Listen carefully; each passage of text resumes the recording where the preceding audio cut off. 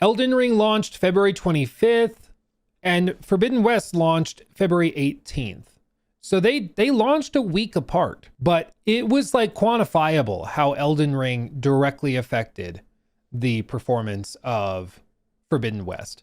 And a lot of it was because I forget when the review embargo lifted for Elden Ring, but it was a number of days before. So right as people are like trying to jump into this, immediately 10 out of 10 scores across the board with Elden Ring.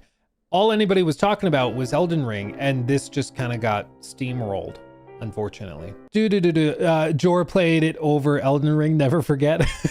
I mean, I genuinely feel for Jor. Like, imagine being a diehard fan of a franchise. I can imagine this. A diehard fan of a franchise. And then they go and they are like, they do two big games that you're a fan of, and then they disappear for years. And they come back and like, hey, we're going back into your favorite franchise again, baby. And this is what they show. And it is like a hero-based, I think it's going to be like Dauntless, maybe. I don't honestly know exactly what this is going to be comparable to, but it's all characters that are brand new, nobody knows anything about. So they're going from like a narrative, I call it a faux RPG because Horizon's not an RPG, but they try to pretend like they are. But they do that. It's like an action adventure game in the purest sense of the word, and that's fine. But it's the dialogue choices that don't mean anything that drive me crazy. Anyway, they show this, nobody gives a crap about any of these characters. Never seen them before. The art style is totally different, and it just feels like a mobile game. Like it just feels like a mobile game. And I'm going to go out on a limb here. I'm going to say something controversial. I'm okay with mobile games if they don't interfere with normal games. Like, what made this infuriating and like so insulting to the fan base was that it is the main team. You do not get Horizon 3 because of this. At least not for years. They say they will, but you're not getting it anytime soon because of this, because they have to make this first.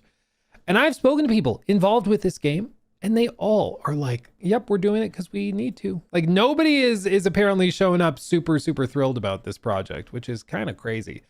Kind of crazy, but that's just where we are. And still to this day, like one of my favorite little tidbits was at the announcement. Where's the announcement? Like, one of the first things he says is that we still make single player games. And apparently this was done as a direct response to what they heard from one of the test groups, where they were told by people, I don't know if it was Jor who said it, but people like Jor who were at this like preview thing before they announced it. And they said, you have to tell people that you are still doing single player stuff. People are going to be pissed about this regardless, but you have to clarify that you're not. I'm Jan Bart van Beek. I'm the studio director here at Guerrilla.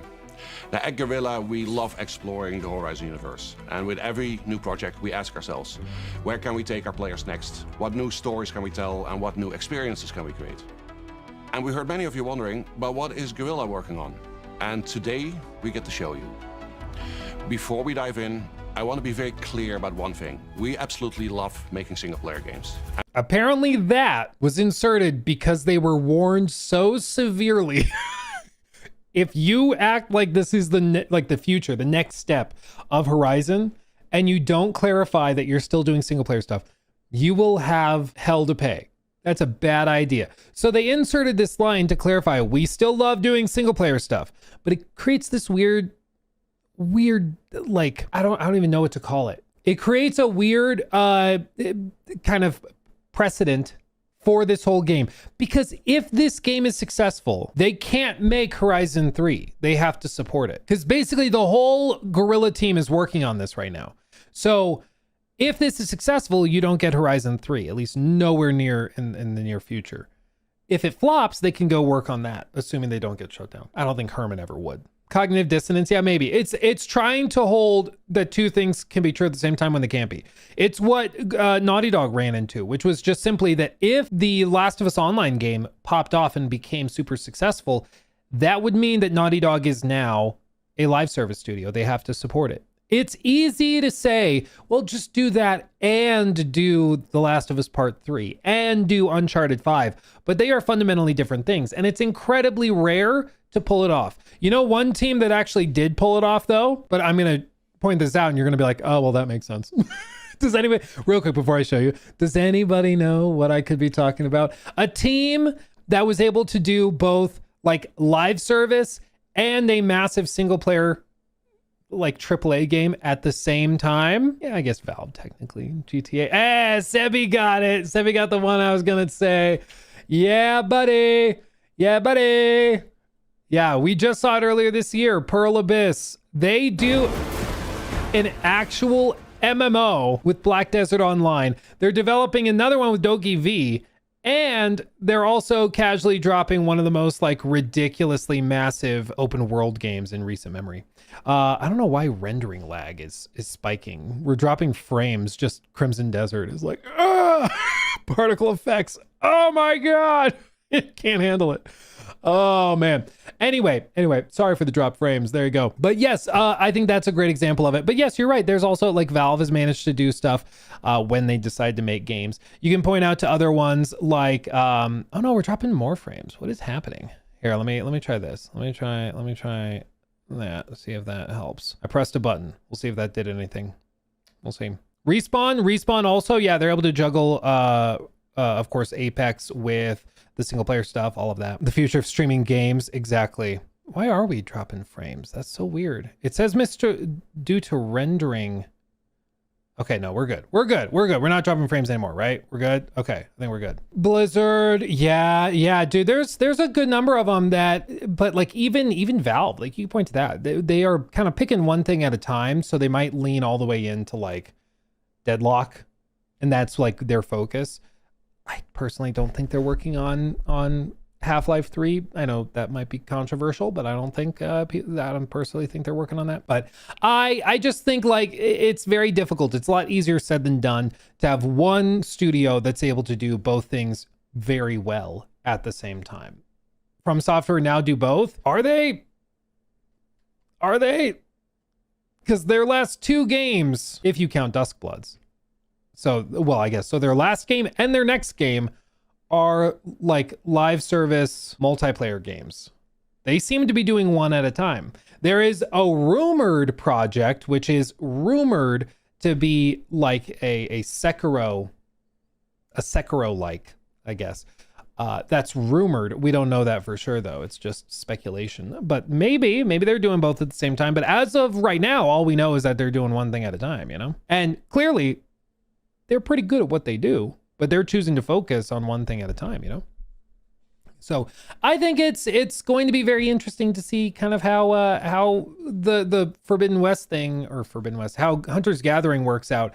Because like I said, if this is successful, it incentivizes them not to go back to the mainline Horizon games, which I think is what Herman is hoping for. Herman is hoping that this blows up into Fortnite 2.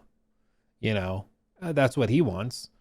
And, but I think most of Guerrilla wants to go back to Horizon and do Horizon 3 for the PlayStation 6.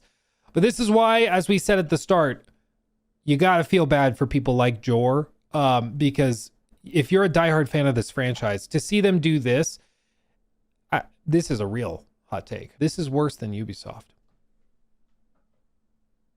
I said it. Because you know what? Ubisoft, yeah, they use their franchises and they go and they do weird live service crap with them, spin-off crap. Well, you know what they also do?